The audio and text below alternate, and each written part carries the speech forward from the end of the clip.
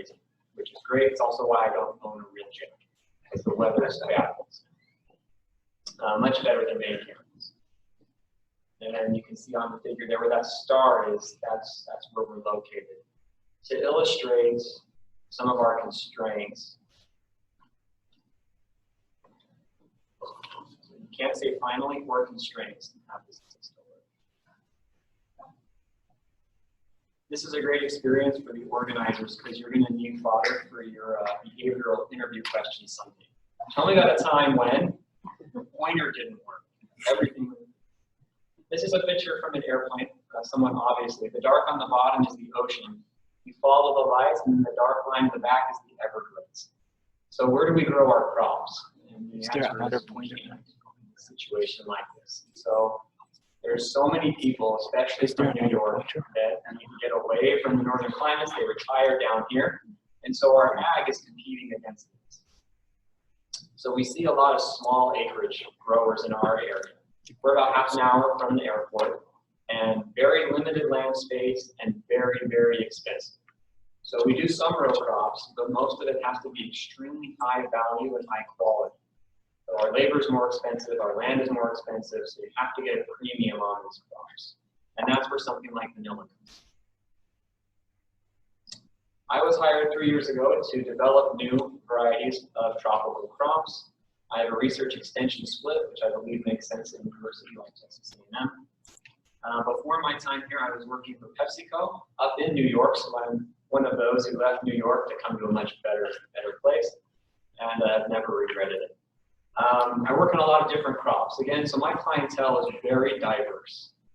Our growers, some of them are former pilots. We've got PhD people that left their industry just to become growers. We've got lawyers. We've got millionaires that want a hobby.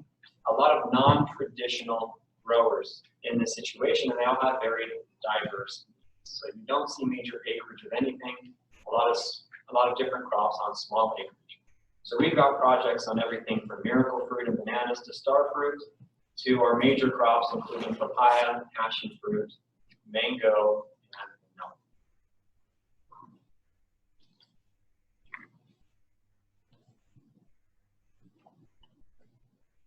I say vanilla either, which is going to be really hard in this talk.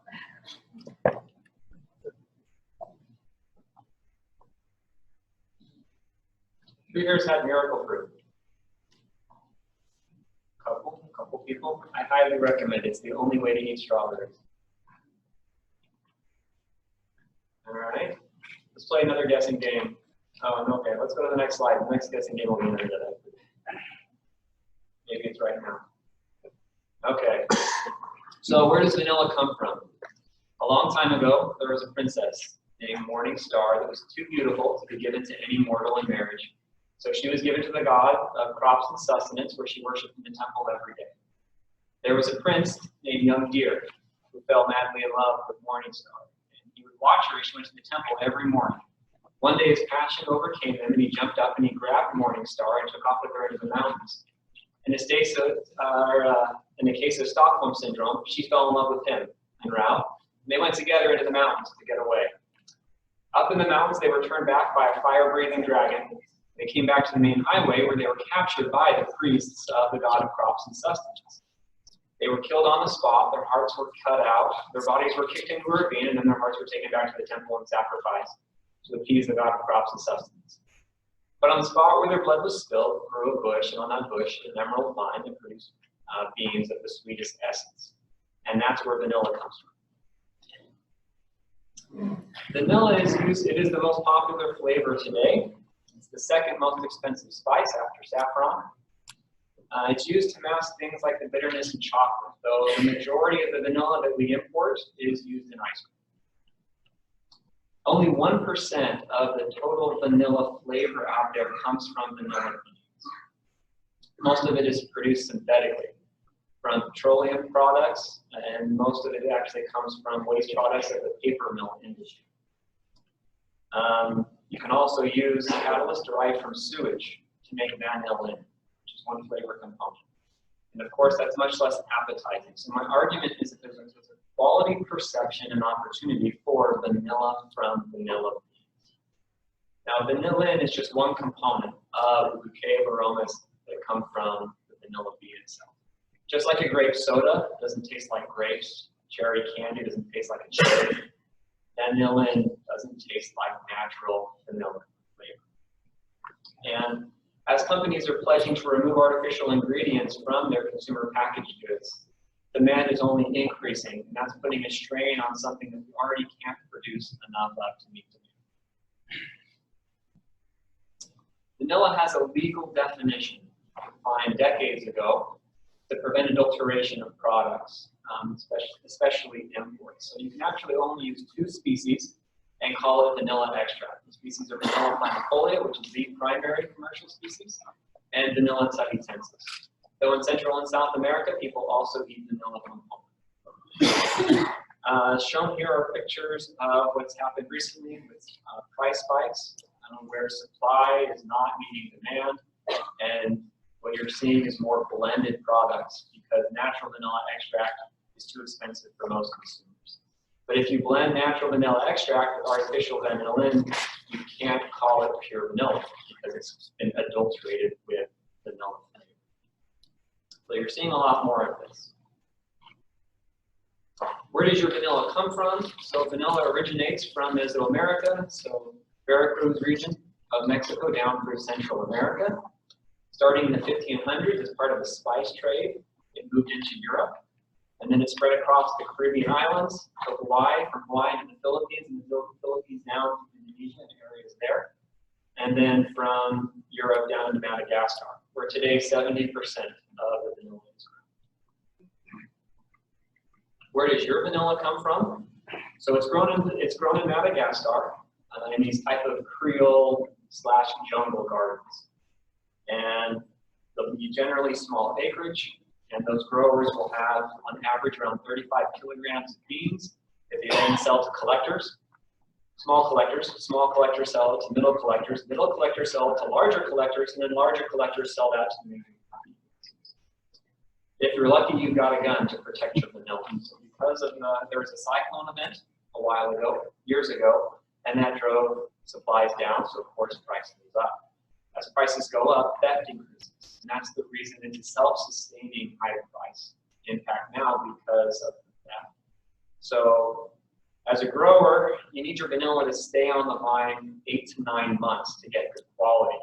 But if thieves start taking your beans around 7 months, you're left with 2 options: either let them steal your beans, or you harvest early.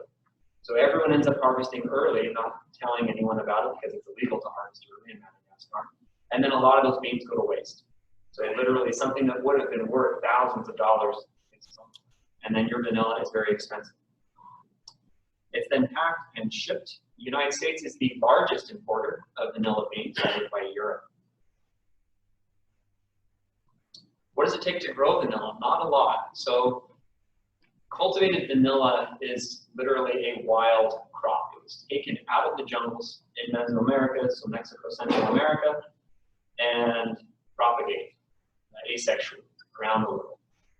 It requires partial shade. It doesn't do well in the tropics and the full sun. It requires some type of organic nutrition, which is low release decomposition of organic material, and something to grow.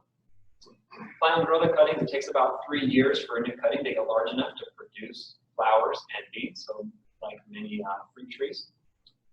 Every single bean in Madagascar has to be manually pollinated. So the grower goes out there, sees the flower, takes a toothpick, does the pollination. One person can do about 1 acre of vanilla in the season, and that lasts for about 6 to 8 weeks. So that's one reason it's expensive. But that's not the case in Mexico and in Florida, where we have natural pollinators. We don't know what they are, but we see bean set in the absence of manual pollination. Of course, that's very interesting to us, because that would drop our production cost by 40%. It takes about 7 to 9 months, depending on your environment, for those beans to fully ripen. So think about any horticultural crop: apples, melons, pretty much anything that is not a cereal. If you pick it before it's ripe, it tastes garbage. That's why many of you grow tomatoes in your own garden, because you don't want it picked green, gassed in the store, which is great to have that option. But if you want real quality, real flavor, you grow it yourself, or you buy it from someone who grows it themselves. The beans are then harvested. They're cured, which is a series of thermal treatments over a couple of months. Then they're shipped mostly to the US and Europe for extraction. It's an ethanolic aqueous extraction, and then it's sold to people like us in little bottles for a while. This picture is when I was in Madagascar. They're setting up a lot of new plantings because prices are so high. Everything is locally sourced. So they'll have leguminous trees or other trees that root easily. They'll chop off the branch, stick it in the dirt, and then follow up with a vine. I'll attach that to the tutor tree. The tree provides shade. It also grows on the tree, and everything's free. There are two different kinds shown here on this silver lid. Is Vanilla planifolia V commercial species. They also have Vanilla pompona in Madagascar, but you can't sell pompona as vanilla extract under that legal definition. I bought both of these bundles when I was there, and actually I really like the pompona, and that's something we're looking at as a niche market in Florida. We can't call it vanilla extract, but there's a lot of different things we can call it. And again, if we can't compete with commodity, we need something special. Let's see if this works. This is a video of what it takes to manually pollinate vanilla. You can't see my mouse. There is an organ, it's a flap-like structure called the rostellum. And this is what prevents autonomy in vanilla. So you've got the stigmata on one side of the rostellum, and you've got the pollen on the other side of the rostellum. And this isn't going to work because I have to click on the video to start. Is there some way you guys can do that on your end?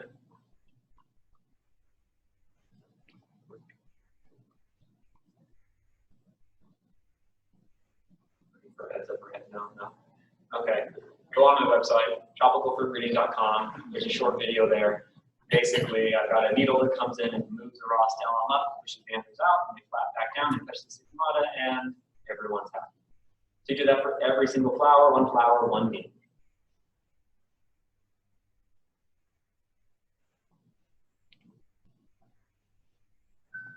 Who here buys vanilla beans? Why do you buy vanilla beans versus artificial vanilla artificial vanilla flavor? Anybody, chill it out. Ice cream. You make your own ice cream? Awesome. I want it in my coffee. In your coffee? Beans in your coffee? Nice. Sugar. Okay, so vanilla sugar. Okay. Yep. The brewing industry is very interested in vanilla in South Florida as well, sources too. So we are dependent on other countries for our vanilla, and there's a lot of problems. So 3 years ago, I got an email from my boss, and it was a Scientific American article saying, here's the problems with vanilla. And as a plant breeder, I read this article, I'm like, there's nothing here that we can't solve, right? There's horticulture, a little bit of breeding problems. We've done this for literally every other thing we buy in the grocery store. So why not for vanilla? Vanilla in Florida. So we've had vanilla planifolia in Florida since before 1910. Since the earliest recorded instances there, as some of those very early migrations. So it is growing in protected land as well as dooryard, homeowners, yards. Vanilla planifolia has a cream green flower, as shown here. It's a strong climber, so if you let it go, it will go 40 feet up into a tree. These are beans that are produced in Florida without manual pollination. So there was something, we believe it was an insect, that found those flowers, affected pollination, and this grower was getting between maybe 4 to 6 pods per raceme, which holds the flowers. Versus commercially, you want 10. But if this labor is free, that's a great deal. You also have a lot of vanilla pompona, and this one can't be sold as vanilla extract legally, though it is used for human consumption in Central and South America. It's a very strong climber. If you look at this picture on the left, on the very lower left, that's the backbow arm. And this is a massive oak tree, and that line all over the oak tree, that's vanilla pompona. Very vigorous species. In the middle picture, this is growing on a palm tree. It's getting full sun, and it's doing just fine. It's not dead. So this one has a yellow flower. And I've got a lot of homeowners that say, there's something wrong with my vanilla. And send me a picture, you're growing the wrong species. A lot. And this is one of the problems with tropical plants. You go online, you buy a vine, it comes as a little green stick about this big, and the vendor says it's vanilla planifolia because it's vanilla, all vanilla. is Vanilla planifolia, and that's the one you get $30 per cutting like this one. Unfortunately, there are also people that sell the rare species Totonac, and they sell it for $50, and it's also planifolia. Spoiler, so don't buy them all. We have 4 native species in South Florida, which is nice. So if we want to look at genetics of our native species, all we have to do is get permits. They are endangered. Can't collect them from the wild without permits. This one has a very pretty white lower petal. And again, this one produces 8 to 10 pods in a natural area without manual pollination. Curious why. This is, I think, what most people think of Florida is this is the jungle, right? So you drive up in your truck and you jump into the water. It's a beautiful summer day. The water is about 3 feet deep, so you are literally up to your waist in this crystal clear water. And it was beautiful until we got out of the water and there was a 8-foot alligator just chilling by our truck. Like, I was in that water. It's like, oh yeah, there's alligators all over the place. They don't tell you that until you get out. Vanilla mexicana has this beautiful white lower petal. Again, it sets pods without manual pollination. This one's really weird. It's so diverse. We're questioning whether it's actually vanilla or not, just because it's so weird. On the left here, this is one of the most beautiful specimens I've ever seen. It's large, it's healthy. This was taken right before Hurricane Maria came up the coast, and it didn't directly hit us, but it did do damage on the trees. A palm tree fell on this plant and killed it. It's very sensitive, very endangered. This one also can't be propagated by cuttings. So people will go into these natural areas and go, oh, I like this plant. I'll cut a piece off, I'll go plant it in their house and it dies. And what do they do? Go back and take another cut. Do it again and again. So there's only a couple places where we can still find this, and it's because no one knows that they're dead. That's story. Vanilla barbellata is called a worm vine orchid. It's got a little color to its flower. It doesn't have leaves. It's a leafless. We found this one down in the Keys. And the last one is dilloniana, very pretty flower. This one is extra pretty, which means that it no longer exists in the wild because of illegal collection. So I had to get a permit from the Florida Department of Ag and Consumer Services, so I could legally buy and research this species. Fortunately, they were willing to work with me because the permit is to collect, and technically you can't collect it. This one's growing on an outhouse. Interesting, they kind of grow wherever. What does vanilla cultivation look like in the United States? In Hawaii, there's a number of growers that mostly cater to the tourism industry. So you show up, sometimes they charge you for a tour, sometimes it's free. They give you a little cup of vanilla ice cream that they've made with their own beans. And then on the way out, after you've talked with the grower and seen the vines, you buy vanilla-infused soaps, lotions, more ice cream, all sorts of little knickknacks. Puerto Rico had a vanilla industry until the 1950s, where it was, because of industrialization and disease, the industry was abandoned, though they still have feral populations, and we're working on increasing that now. So technically that's domestic, and they've got a great climate for it, and they're forming co-ops now. So they're a couple of years more advanced than we are in South Florida. In Florida, what it mostly looks like is someone has a pergola or a tree, and they're growing a couple of vines just for fun. So we know it's doing well there.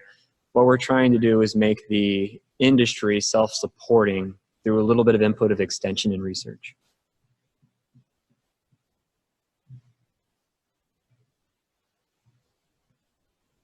I'm not going to bother asking how many of you are growing vanilla here. It's too cold. You might be growing it inside. Anybody have a greenhouse? Yeah. In the back here for ice cream.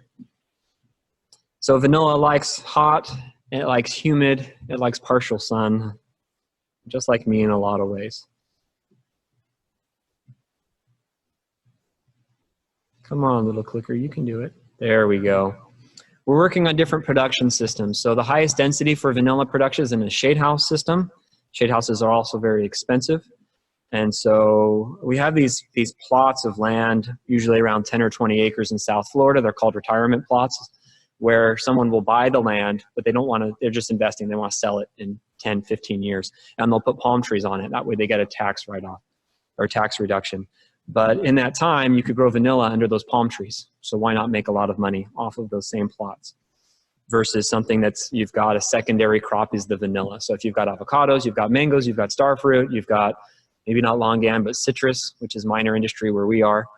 You can grow vanilla on those trees or under bananas, for example, and then you've got your primary crop and a secondary crop, no additional land, but more income. And vanilla doesn't take a lot of inputs, so it works well with other crops. So a little bit of data here. One of the big problems in vanilla and many other tropical crops is we just don't know, well, pretty much anything. So again, just like when you go online, you buy a plant, you have no idea which species it really is. And that turns out to be true whether it's a botanical garden or it's a collection from, say, the USDA, which doesn't actually exist, or these online vendors. So the state of the art before we came along was single gene sequencing, mostly plastid-derived sequences, so I can tell you who your mommy was. But they can't identify hybrids. So here are DNA sequences from the RVCL gene, and we look for SNPs, and if you're lucky, you get maybe 5 SNPs in your sequencing reaction, so it's about $1 per SNP. And then we can use that as a type of DNA fingerprint to assign a species. Many of you are familiar with just a basic tree cladogram here. You can think of this like a family tree for those of you who aren't necessarily in the sciences. And we can tell you your species. So at least we can tell you if you're in the right species and if you want to grow commercially. But of course, there's a lot of limitations to this type of generalization. It'd be equivalent to saying, okay, we're going to genotype everyone in this room and congratulations, you're all human. And yet we look around and we see major differences between the people in this room, and those differences can be meaningful. So just like for the humans in this room, we need a better system for vanilla. So at the time, we had a collection of 112 accessions, which is one of the best in the world because everyone has just a few. We collected those from a number of different sources. That included 23 species, and we built a highly fragmented draft genome. Ended up capturing somewhere around 90-some% of the gene space, which was nice, but it was highly fragmented, but it was still suitable for a GBS study, looking for SNPs to genotype this material. We ended up using around 5,000 of these SNPs, so single nucleotide polymorphisms for people that aren't aware of that. So as in the previous study, instead of spending $1 per data point, now we're getting 5,000 data points for about $35. And whereas previously we were only get to the species level, now we can actually dig into some of the more refined aspects of these plants. So what we've got is a relationship tree here, phylogenetic tree, and then we have the structure plot shown vertically. My colors are off on the screen, so I'm gonna look over here a little bit. Shown at the top is vanilla planifolia. So if you've got that light blue, you've got a characteristic allele or SNP for vanilla planifolia, and as you go down, you see these different variations of the species. I'll say now that 5,000 SNPs might not seem a lot to some of you, but in tropical fruit breeding, I mean, these are the first ones. So 5,000 is a great place to start, and we didn't have to do all the other nonsense, the microsats, the AFLPs. I mean, we went from rapids to 5,000 SNPs. That's not bad. Give me a break. What we were surprised by is we found a lot of hybrids out there. And technically, you can't sell a hybrid as vanilla extract because it's got some non-allowed genome in it. Some of them were expected, a lot of them were unexpected. We're still not sure what to do with those. Vanilla tahitensis is the secondary commercial species, has a distinct aroma, has also some interesting agronomic performance traits that we're interested in. It's shown here in the lower, it has those little teeny blue, dark blue bars. Very minor contribution from another species, Vanilla odorata, and that very small contribution, I'll show you in a couple of slides, had some very interesting impacts on the morphology and phenotype of the plant. As you look down, what we see, we use this to use human relationships to explain the relationships, by analogy to what the plants are like here, from your family and cousins all the way down to the pets of aliens in terms of how related or not these things are. And if we look at the very top, we can look for interesting traits, have to do with working within that legal definition of vanilla extract, looking at things, of course, like yield, non-splitting beans. So if you leave the vanilla pod on the vine too long, it splits, and those aren't the gourmet quality, so you actually lose money even though they taste better. We're also looking for fusarium resistance, which is the #1 disease problem in vanilla. Then we go outside this realm. We know that we can find fusarium resistance in this other gene pool. I should also say that these are cross-compatible, even at this level here. And then we have no idea what we're going to find as we look farther and farther in terms of genetic distance from vanilla planifolia. We get this a lot for vanilla or other tropical fruits. What is this? And you look at it and like, well, it's vanilla, but that's not helpful. So we're working on robust and extremely inexpensive methods to genotype these things. So I don't want to spend $5 every time someone wants to know what a plant is. So we use our GBS data to design presence-absence alleles, look for presence-absence alleles among these different species, and now we can use real-time PCR on DNA templates to look for differences. We can verify hybrids that we make, as well as get a very basic, if not, it's high enough throughput, it might be low information density, but it helps us to identify, yes, you've got pompona in your background, be cautious, or we don't see any evidence of pompona, you've got phaeantha in your background, things like that. And this is working well for us.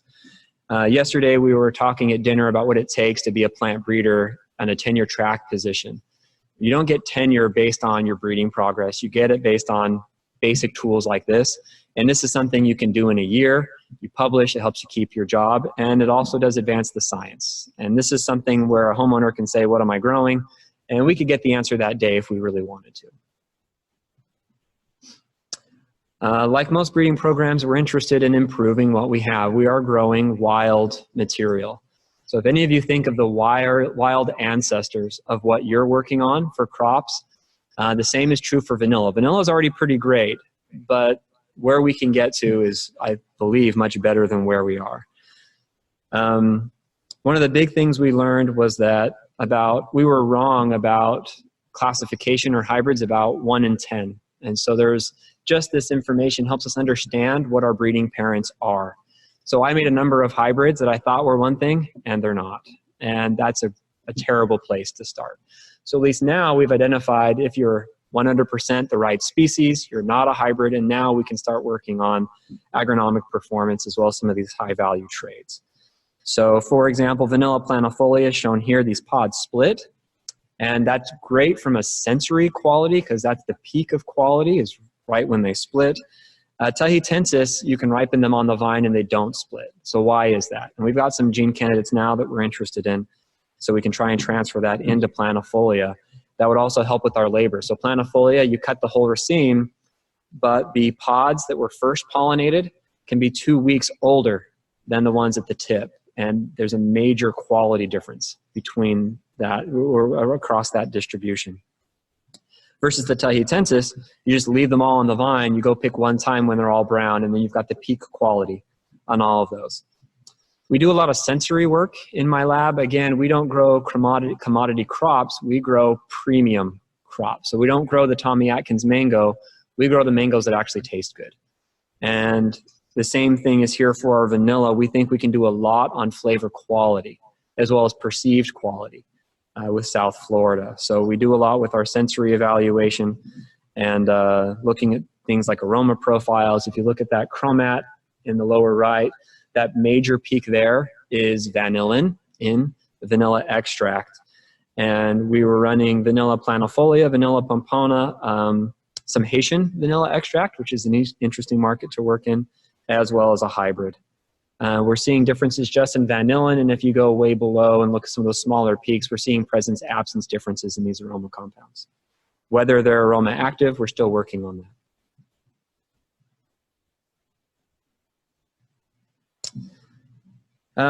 So as part of any breeding program, of course, we want to take the best from both parents and put those together. And this is a case study of one of those challenges.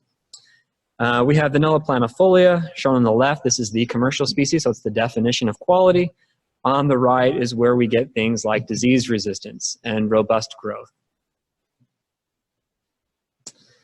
Part of our analysis is looking at, so we use flow cytometry to characterize these species. So pompona has all of the characteristics of a polyploid species.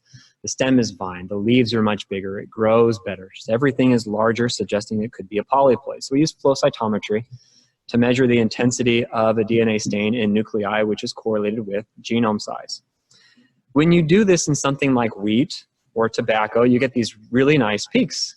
So here's the G1 and the G2 nuclei, and you get this nice little peak, and that intensity helps you correlate genome size with your plant species, and it works great until you do it in a tropical species for the first time. So there's wheat, that beautiful peak towards the right, and then vanilla, there's like 4 peaks in here. So vanilla has this phenomena, which is popular in orchids, called partial endoduplication. So it duplicates its genome in somatic cells and does it again and again without cell division. So if you take a leaf sample and if you were to look at the copies of genomes, you would have anything but the diploid state. You would have 4N, you'd have 8, 16, all the way up into the hundreds of Ns here. And to complicate things, it's partial endoduplication. So some of those chromosomes have more than their fair share of representation in those cells. So this is, again, you show up for dinner and you have to invent your own fork to eat your dinner in tropical species. So we figured out that if you extract just the meristematic tissue, right, that will give you what we believe is a diploid peak. Because if this plant wants to go through meiosis, it has to have a tissue that's able to maintain that base chromosome number. And it works out pretty well between the 2 species. We do the overlaps and, oh, look, we might have a polyploid here.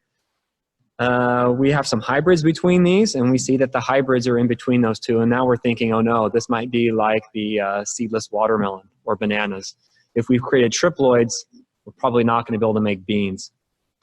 And these are crummy pictures, but what we find is that pompona is not polyploided. Some of the species at least have the same number of chromosomes as planifolia. It just has more DNA. It's just bigger. But what we did find, so anecdotally, former breeding programs that are not published found that making hybrids between planifolia and pompona resulted in sterile offspring. We might be reproducing that. But we also know that there are hybrids between planifolia and pompona that are actually back cross 1 generations to planifolia that are viable, that had the disease resistance from pompona, and they've got at least some of the quality characteristics of planifolia. So as we dig deeper, what we're finding is that within the one species, we're seeing variations in base chromosome numbers. And so it might be that these people that were doing the basic breeding program were using a non-equivalent base chromosome number in pompona. They're using the wrong parents, right? So it's so critical for us in tropical fruits to really understand our material as we move into the breeding program, because you just might be using the wrong parent, wasting a lot of time and money and field space in these crops. And that's true in vanilla and in a lot of other crops as well. So in conclusion, we're doing a lot of work, a lot of foundational work. We're developing genomics data sets, but at the same time, we have to understand our parents as we go. And we know where we want to get to supporting a local vanilla industry. So we've got over 160 growers in Hawaii, Puerto Rico, and Florida that are interested in growing vanilla. So our job is to figure out what the best existing accessions are and then how to make the next generation of better accessions, helping them understand how to grow those plants efficiently for the benefit of the growers, consumers, and the environment. And then we work very closely with the growers. We've got a symposium coming up in the next little while. We'll be presenting for those who are interested just to get the information out there. And of course, what we're hoping is that, and well, it should be about 2 years now, that you'll be able to go online and buy vanilla extract from South Florida, and then hopefully in 5 years or more, you'll be consuming vanilla extract from accessions that came out of our program. Like any lab, we've got a lot of really good people working in the lab, a lot of great collaborators. Tropical fruit in general, no one person has all of the pieces to do everything, and so it's very collaborative. The exception is vanilla, of course, where there's a lot of secrecy. But there are also a lot of people, especially through Central America, they're very excited to work together to understand what they can do to create an industry in their country, as well as understanding what their native species are doing.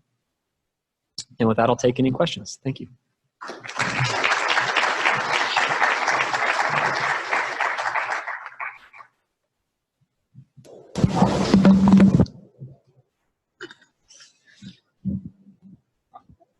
I missed a bit on what happened to the production in South and Central America. Is it just gone? You've got the mic, so it worked online as well. Mexico is perennially challenged by drought. So they are a major producer, but they're nowhere near where Madagascar and India and other secondary locations are. Mostly it's drought. They have disease problems as well. So they are growing, but they don't necessarily have the infrastructure or the support to become one of the world's major players. As you go outside of Mexico through Central America, it's pretty much strictly local production, local consumption, and a lot of pompona, which they don't have the access to the international markets with pompona, but we're trying to help with that as well. I'm a little bit confused. You said that it has to be pure planifolia to sell as vanilla extract. So if you're interspecific breeding for resistance or whatever other traits, how are you going to be able to market that? Yeah, that's a great question.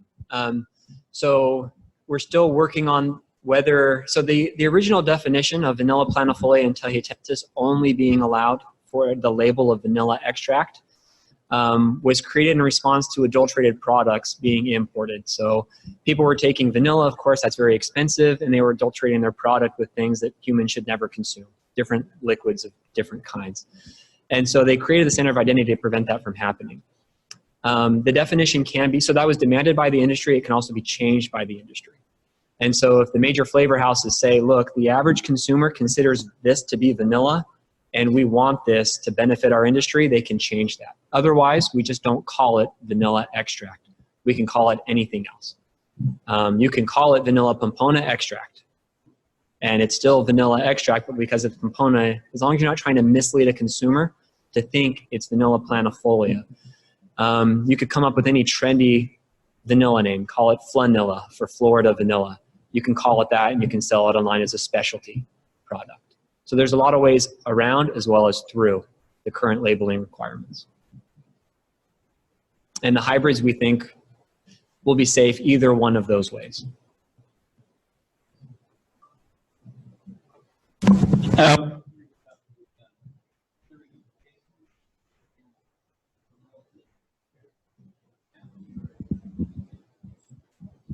The orchids in general. So it's very common in orchids across the whole orchid family. So vanilla is an orchid, but it's a vining orchid and you can eat it. So it's distinct for a couple of reasons.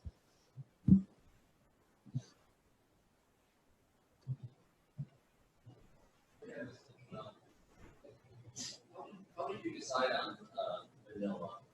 And to what extent does the external forces of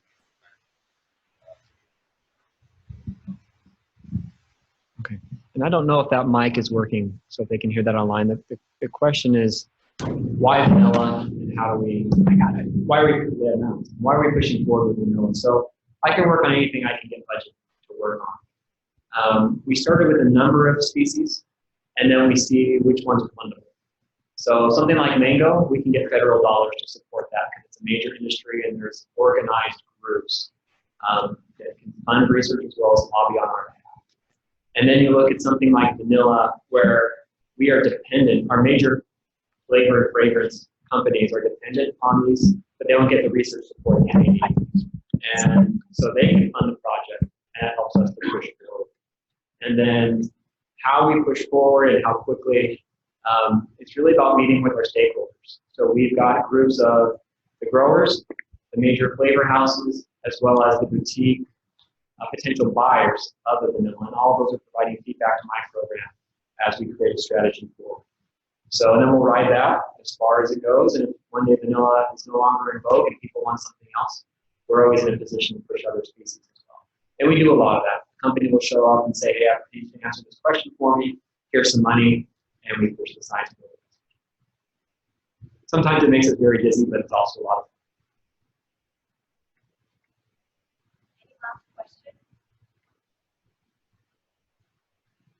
Thank you so much.